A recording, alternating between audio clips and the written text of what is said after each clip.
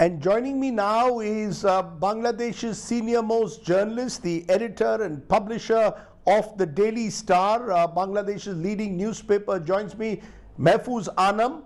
Appreciate your joining us here, Mr. Anam. My first question to you is the violence in Bangladesh.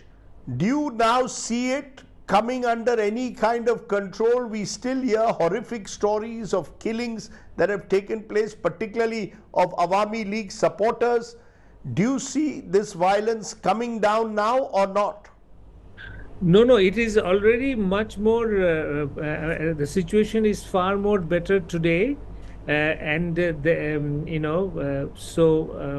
feel that it is definitely coming down. But give us a sense whether the political vacuum that's been created by Sheikh Hasina's departure will be filled effectively, or is Bangladesh heading for a period of political turbulence, Mr. Anam? Well, at this very moment, things are still not very firm, but by the hour it is improving. Say, for example, we now know exactly that Professor Yunus is arriving tomorrow at 2:30, and then already we have had the BNP held a big massive rally in Dhaka, and Khaleda Zia has called for calm. She called that this should not be a politics of vengeance, but that basically calling for calm. Professor Yunus has also sent a message to the nation saying that we should now absolutely no violence, nothing like that, law and order, and how to sort of build the new Bangladesh. So there is a political vacuum at the moment. It was much more, if you like, concerning yesterday.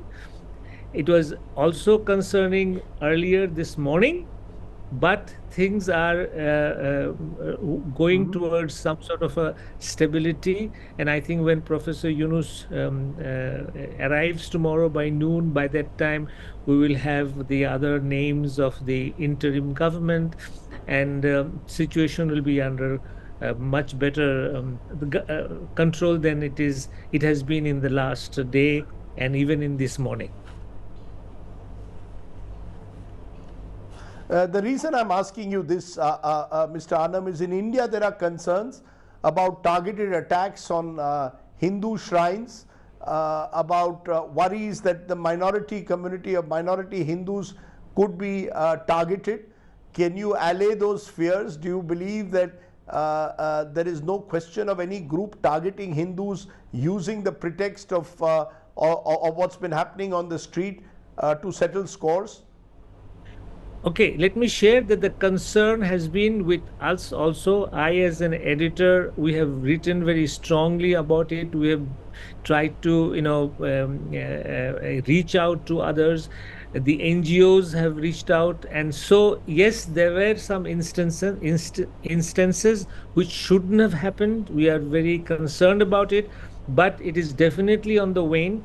And here, if I may, we have been following some of the social media which is in India. I think it is.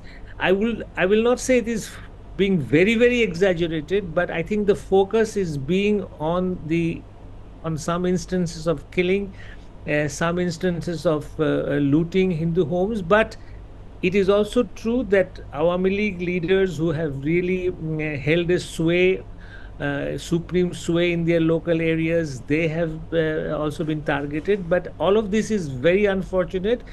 I would like to say that it is really not under control fully, but it is on the wane. And I would like to, through you, assure the people of India, the journalists of India, that things are coming under control. We are also very conscious that minorities should not be a target, and I think we are getting a grip on the situation. You're saying the country is getting a grip on the situation, but who's really in charge? Is it the army which is in charge at the moment? Is it going to be the BNP? And where does that leave the Awami So, League? please understand the situation.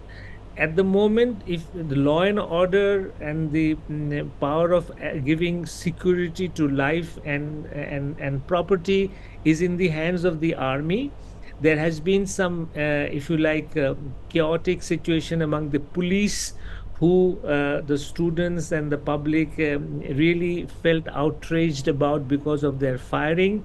So there are these if you like, what should I say, unsteady areas. But the institution which is really now in the grip of at least security is the army.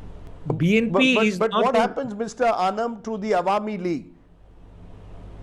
well. What happens to the Awami League? The targeted attacks on Awami League politicians, is that not worrying? Is the Awami League not going to be a factor anymore in this new Bangladesh? Of course, it will be a factor. It is a very old party. It has a very high tradition. But as it happens, it is, there is a, if you like, a backlash on Awami League. They have been in power for last 15 years. And as it happens in our part of the world, that when you are in power for a long time, you forget that you are answerable. What Awami League actually did, much to their great mistake, is the manipulation of the elections. 2014, 2018, and 2020, early 2024.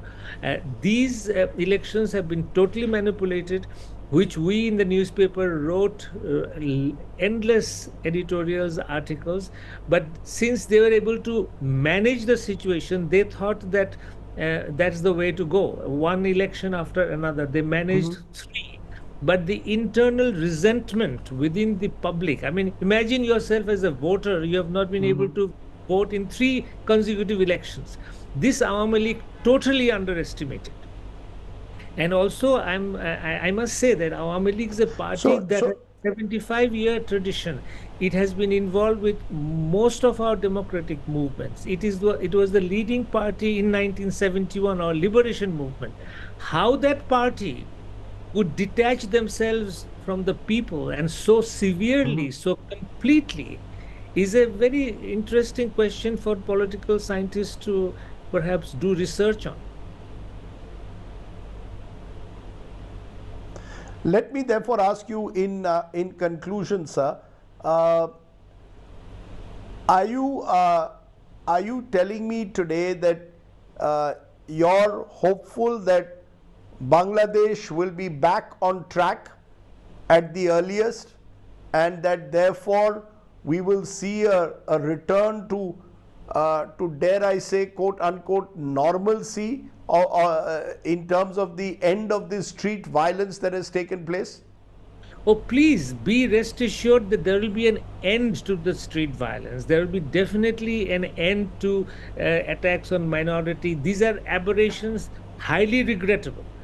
But also on the other side, there is this tremendous opportunity of really restoring some sort of a democracy, some sort of accountable government. We are hoping that within a reasonable period of time, we will have a totally free and fair election. And then we will have a elected government, elected parliament, which will be actually able to function as they are. But I don't want to draw a rosy picture, because the tasks are very severe. And Bangladesh has a history of getting opportunities and messing it up. We have had an opportunity when Ershad fell in 91, and we all hoped that we are now on a democratic track. We were, we have had regular elections, but a manipulated election by Sheikh Hasina of the last 15 years. I mean, please understand, never in the history of Bangladesh did a political party rule for 15 continuous years. Now, that could have been a glorious phase for Awami League. They could have totally transformed Bangladesh. They did some magnificent work in terms of development, in terms of infrastructure, but in terms of changing the political culture, They were not able to build a culture of tolerance, of mutual respect.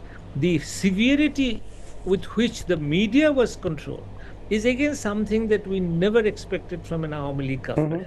So there has been successes in terms of infrastructure. There has been Right. tremendous disappointment in terms of democratic rights.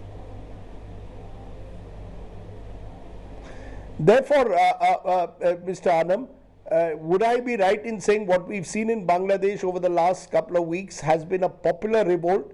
It has not been fomented from outside, no Chinese hand, no ISI hand, no external hand. This has been purely internal, spontaneous, and organic.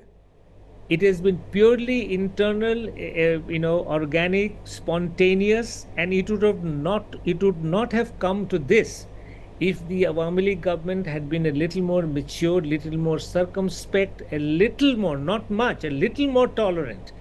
I mean, just to give you one figure, within a matter of just about a week, more than 200 citizens, out of which 50 students, were shot on the streets of Dhaka. Now, imagine a history of the whole subcontinent. Did you ever hear of 200 people being killed through police firing on within a matter of 7 days? I really cannot still comprehend what got into the government's mind, what got into Sheikh Hasina's Right. mind. We had our language movement in which only 4 people were killed in 1952. We had a anti-Ayub movement in 1969 when only one student was killed in the street of Dhaka. I mean, there were other killings on and off, but never. So then this number strike a chord, and it happened day after day for 7 days. So you have a killing on day one, stop it on day two. You have a killing on day two, stop it on day third. So I tell you, I'm a very old journalist. I'm running this paper for 33 years, and believe me, I could never comprehend on this absolute mindless violence with which the demonstrations had been handled. And I feel that if it was handled in a matured way, we may not have had such a dramatic and drastic consequences. But my last point Right. about whether there is a Chinese or this and that, here I'd like to appeal to my Indian journalist friends that we are a country of 70 million people. We have a middle class of 30 million. I mean, please do not always think that we are either pushed by Pakistan on one side, that's why we do something, another day India pushes us on another side, or Chinese pushing us.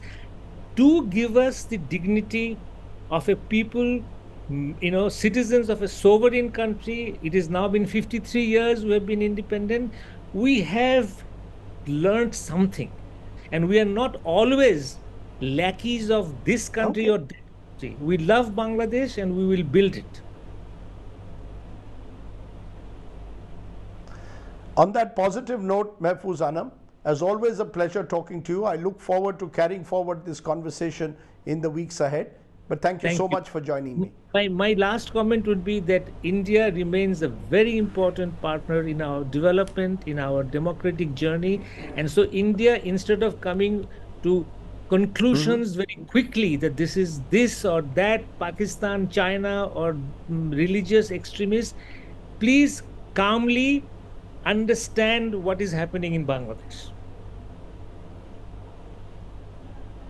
Okay. On that note, thank you so much, Mr. Anam. Thank you. Thank you. Thank you.